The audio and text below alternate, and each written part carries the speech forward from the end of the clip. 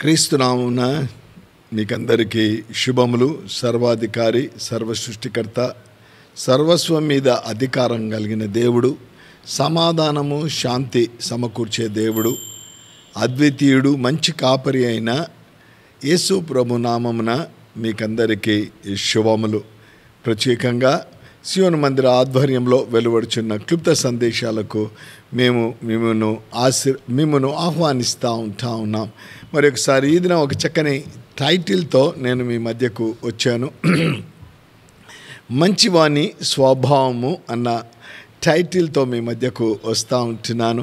చాలామంది అడుగుతూ ఉంటారు, మీరు ఈ టైటిల్స్ ఎక్కడి నుంచి పట్టుకొని వస్తారంటే నేను చెప్తా ఉంటాను, బైబిల్లో వెతుకుతాను, అప్పుడు బైబిల్లో ఆ టైటిల్స్ దొరుకుతాయి, అవే మీకు సందేశంగా అందించడం జరుగుతూ ఉంటుందని తెలియచేస్తూ ఉంటున్నాను. సామెతల గ్రంథం 14వ అధ్యాయం 14వ వచనం, ప్రావర్బ్స్ 14:14 చక్కగా మీరు గుర్తుపెట్టుకోవచ్చు. ఇర్మియా గ్రంథం 33:3 అద్భుతమైన మాట, అడుగుడి నా మొరపెట్టుము నేను నీకు ఉత్తరం ఇస్తాను అని. మత్తయి 7:7 అడుగుడి మీకు ఇవ్వబడి. ఈ విధంగా కొన్ని మనం చక్కగా గుర్తుపెట్టుకోవడానికి అవి మనకెంతో ఉపయోగకరంగా కూడా ఉంటాయన్న విషయాన్ని నేను మీకు జ్ఞాపకము చేస్తూ ఉంటున్నాను. చాలాసార్లు నేను కూడా బైబిల్ చదువుతూ వచ్చాను, కానీ గడిచిన వారం బైబిల్ చదువుతూ ఉంటే పర్టికులర్గా ఈ మాట నా యొక్క వినికిడికి రావడం బట్టి నేను ప్రభువుకు వందనాలు చెల్లిస్తూ ఉంటున్నాను. సామెతల గ్రంథం సొలొమోను మహారాజు, దావీదు రాజు యొక్క కుమారుడు సొలొమోను మహారాజు ఈ యొక్క సామెతలు అతడు రాశాడు. అనేకమైన విషయాలు అతడు లిఖితం చేశాడు. అవునా, ఆ స్వప్నమందు ప్రభు అతనికి ప్రత్యక్షమై సొలొమోన్ నీకేం కావాలి అని సొలొమోన్ అడిగాడు. సొలొమోన్ నీకేం కావాలి అని అడిగినప్పుడు సొలొమోన్ అంటా ఉన్నాడు, నాకు ఇదిగో ఇంత పెద్ద రాజ్యాన్ని నీవు ఇచ్చావు, ఈ పెద్ద జన సమూహమును ఈ రాజ్యాన్ని ఏలుట నా చేత కాదు, నా జ్ఞానం ద్వారా కాదు, నా శక్తి బలం ద్వారా కాదు, కానీ మీరు ఈ యొక్క ప్రజలను ఏలుటకు నాకు శక్తినిస్తే నేను తప్పకుండా వీరికి నేను సహకారిగా ఉంటాను, రాజుగా ఉండగలుగుతాను. అంటే వాక్యంలో మనకి ఏమి కనిపిస్తూ ఉందంటే, ఆనాడు మరి ప్రభు అతనికి చక్కని జ్ఞానాన్ని ప్రసాదించినట్లు వాక్యంలో మనము చూస్తూ ఉంటున్నాం. జ్ఞానాన్ని ప్రసాదించడమే కాకుండా జ్ఞానముతో పాటు ఐశ్వర్యాన్ని ఇచ్చాడు. మరి అనేకమైన వరాలు ఆయనకు ప్రభు దయచేసినట్లు మనము వాక్యములో మనము చూస్తూ ఉంటాం. 2వ రాజుల గ్రంథం 11వ అధ్యాయంలో మనకక్కడ 2వ రాజుల గ్రంథం 3వ అధ్యాయంలో ఆ విషయాలు 3-4 అధ్యాయాల్లో ఆ విషయాలు కనిపిస్తున్నాయి. సొలొమోను చక్కగా అతడు పరిపాలన చేసినట్లు మనం వాక్యంలో కూడా చూస్తూ ఉన్నాం. ఇదినో అతడు రాసిన సామెతల్లో అద్భుతమైన ఒక మాట 14 మర్చిపోవద్దండి, వెరీ ఈజీ టు రిమెంబర్. కొంతమంది ఈ యొక్క కార్ నంబర్స్ కోసం వెళ్ళినప్పుడు ఫ్యాషన్ నంబర్స్ అని ఉంటాయి, కానీ నేను ఫ్యాషన్ నంబర్ని గురించి నేను చెప్పటం లేదు, కానీ చక్కగా దేవుని వాక్యాన్ని గుర్తుపెట్టుకోవడానికి అది ఎంతో మనకు మేలుగా ఉంటుంది అని. రండి, బైబిల్ ఒకవేళ మీ దగ్గర ఉంటే చూడండి, లేదా మీ సెల్ ఫోన్లో కూడా వస్తూ ఉంటుంది, లేదా మీకు బైబిల్ చదవాలి, బైబిల్ ఉంటే బాగుంటుందంటే ఎక్కడైనా ఒక చర్చ్ దగ్గరికి వెళ్ళి మీరు ఒక బైబిల్ కావాలండి, తప్పకుండా వారు న్యూ టెస్టిమెంట్ అనేది ఉచితంగా మీకు ఇస్తారు. సామెతల గ్రంథం 14వ అధ్యాయం 14వ వచనం, నేను ఆ వచనాన్ని చెప్తాను, తర్వాత 2వ భాగాన్ని మనం జ్ఞాపకం చేసుకుందాం. భక్తి విడిచిన వాని మార్గము వానికే వెక్కసమగును. జాగ్రత్తగా మాటలు విందాం. భక్తి విడిచిన వాని మార్గములు వానికి వెక్కసము అగును. మంచి వాని స్వభావము వానికి సంతోషం. 2 విషయాలు, భక్తి విడిచిన వాడిని గురించి రాయబడింది, మంచి వాడిని గురించి లిఖితము చేయబడి ఉంటుంది. మంచి వాని మార్గం అంట వానికి వెక్కసం కలగజేస్తుందని వాక్యం సెలవిస్తుంది. కానీ మంచి వాని స్వభావము, ఈ దినము మనము మంచి వాని స్వభావాన్ని గురించి మనం కొన్ని ప్రాముఖ్యమైన విషయాలు విషయాలు మనము చూస్తూ ఉంటున్నాం. కీర్తనకారుడు 128వ కీర్తనలో ఒక చక్కని మాట, అక్కడ రాత్రి కీర్తన అది రాయబడి ఉంటా ఉంది.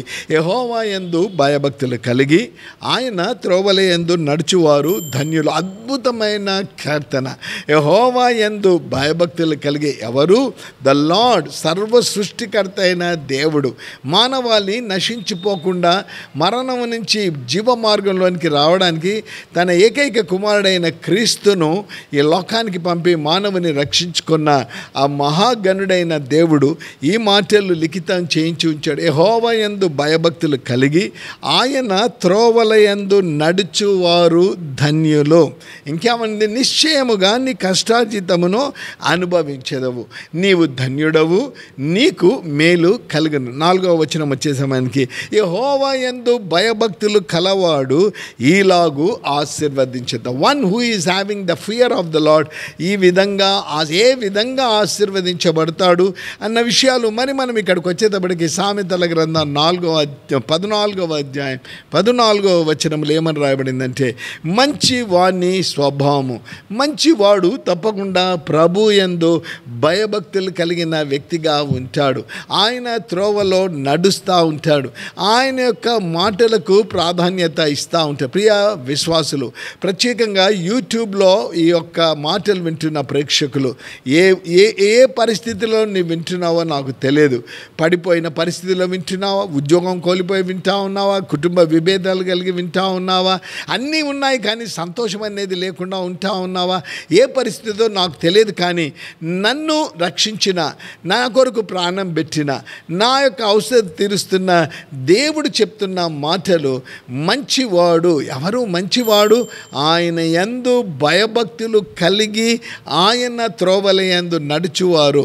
నేను మంచివాడినే అండి, చక్కని ఏ చెడు అలవాట్లు నాకు లేవు, ఏ తప్పిదాలు నేను చేయలేదు, అబద్ధాలు చెప్పను, ఇవన్నీ మనకు ఉండవచ్చు.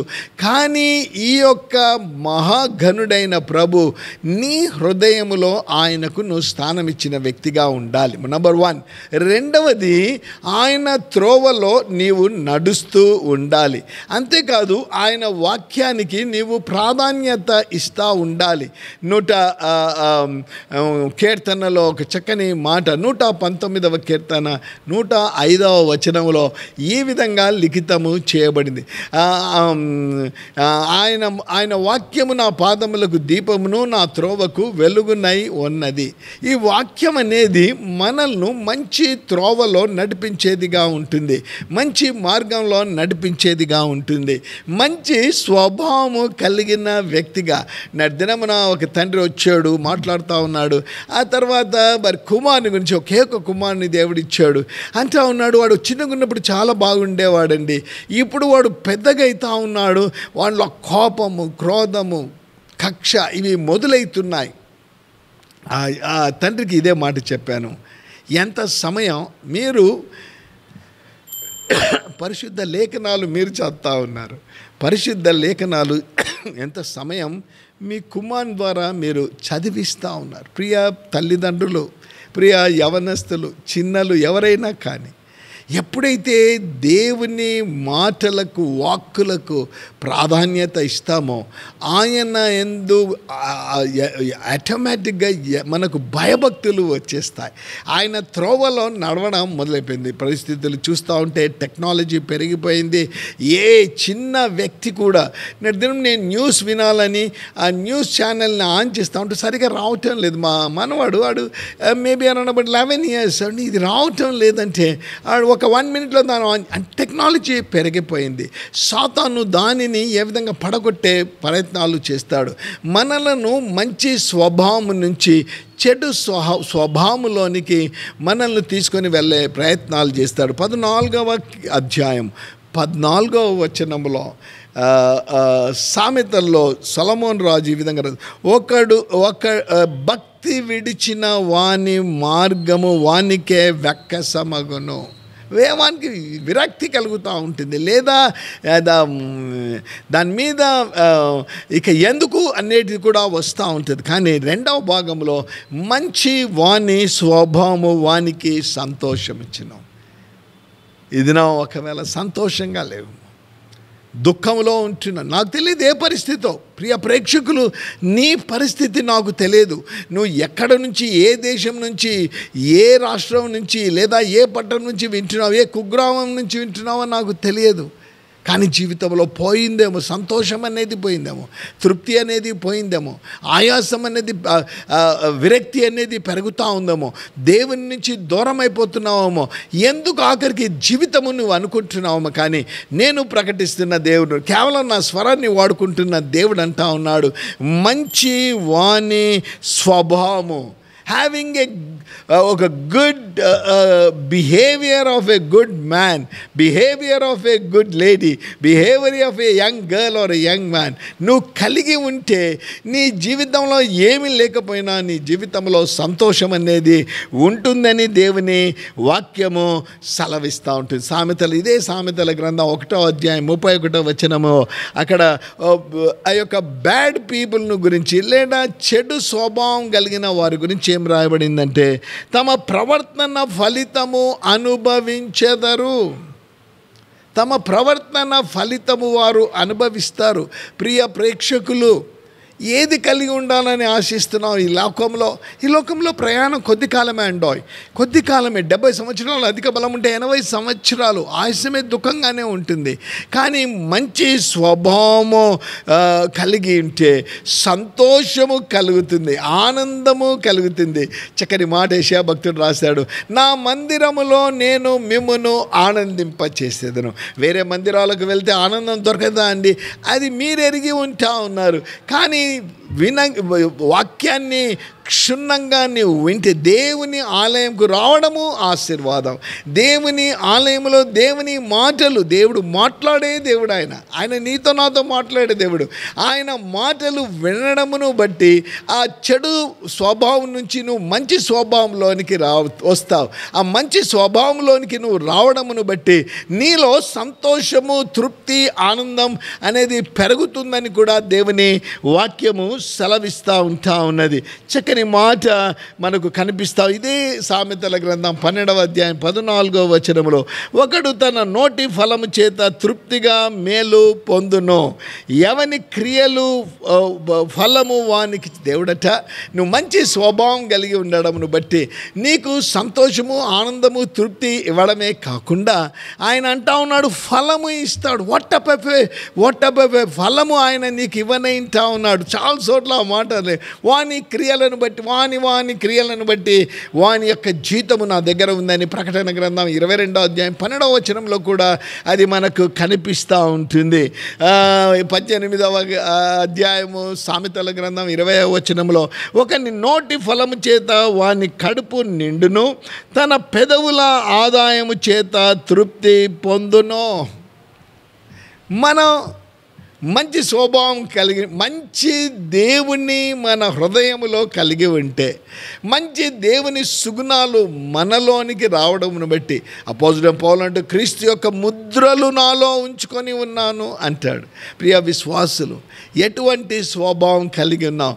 ఒకవేళ సాతాను నిన్ను వాని క్రియలను బట్టి నిన్ను పట్టేశాడేమో, నిన్ను ప్రభువు నుంచి దూరం చేసేసాడేమో, ఈ లోక ఆశలు నీలోనికి వచ్చాయేమో, నీ జీవితాన్ని పాడు చేసుకుని ఇంకా నాకు సంతోషం ఎక్కడా అని. చాలామంది, మేము ఇక్కడ నీలఫర్ హాస్పిటల్ దగ్గర మా గృహం ఉంటా ఉంది, ఏమీ ఉండదు, అక్కడ కూర్చొని ఉంటారు, ఎవరో తిండి తెస్తే తింటూ ఉంటారు, చెడు అలవాట్లన్నీ ఉంటాయి, సంతోషం అనేది లేదు.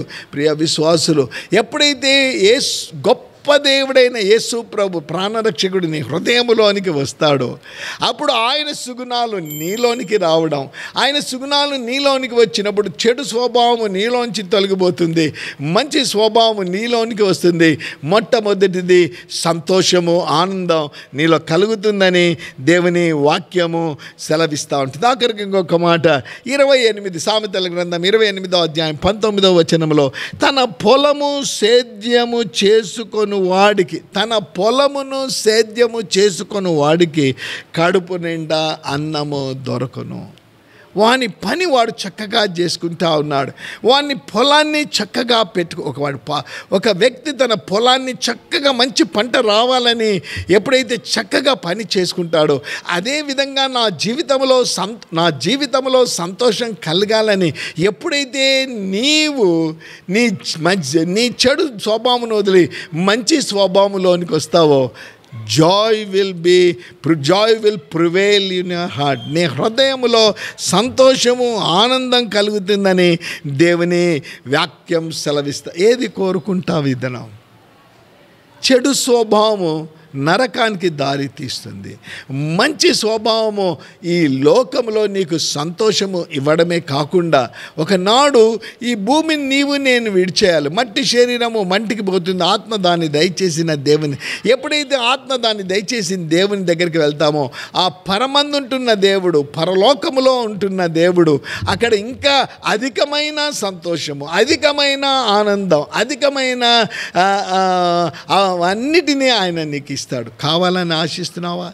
ఈ దినం నీలో ఉండే దుఃఖ బాధలు తొలగిపోవాలని ఆశిస్తున్నావా? సంతోషం పొందాలని ఆశిస్తా ఉన్నావా? నేను చెప్పే ఈ ప్రభునందు నీవు హృదయం ఇచ్చేసేయి. నీ కార్యాలు ఆయన సఫలం చేయడమే కాకుండా నీ అవసరతలను ఆయన తీర్చే దేవుడిగా ఉంటా ఉన్నాడు. ఆయన మాట ఇచ్చి నెరవేర్చు దేవుడని వాక్యం.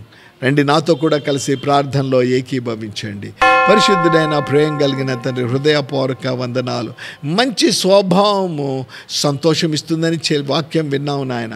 ఆ సంతోషం లేని వారు ఒకవేళ వాక్యం విని నాకు సంతోషం కావాలంటే, సంతోషము నాకు కారకుడమైన మీరు, ఆశ్చర్య కార్యములకు కారకుడమైన మీరు ఎందరైతే మిమ్మల్ని పిలుస్తున్నారో వారి హృదయాలు తెరిచారో మీ కొరకు ప్రభువా, వారి హృదయాలలో మీరు నివసించండి. వారికి సంతోషము, సమాధానము, తృప్తి వారికి దయచేయండి. నిశ్చితమైతే వాక్యానికి ప్రాధాన్యత ఇచ్చేవారుగా ఉండమని సకల ఆశీర్వాదముల కారకుడైన యేసునామమున ప్రార్థిస్తుంటున్నాము తండ్రి. ఆమేన్. ప్రభు మీ కుటుంబాలను మిమ్మల్ని ఆశించి దీవించును గాక.